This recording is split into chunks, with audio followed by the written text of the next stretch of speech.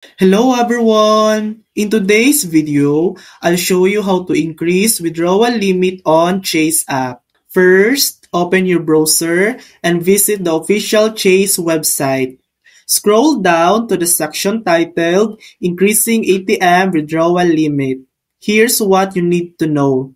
Some banks, including Chase, allow you to request a temporary or permanent increase in your ATM withdrawal limit, especially if you're traveling or need more cash for work-related expenses. This approval is case by case and up to the bank's discretion. If you hit your limit often, contact Chase support through the app or visit a branch and request an increase. In the meantime, you can access more funds through in-store cashback, in-person withdrawals, or by writing checks to yourself. And that's it. That's how to increase withdrawal limit on Chase app. Thanks for watching. If this video helped you, please like and subscribe for more helpful tutorials.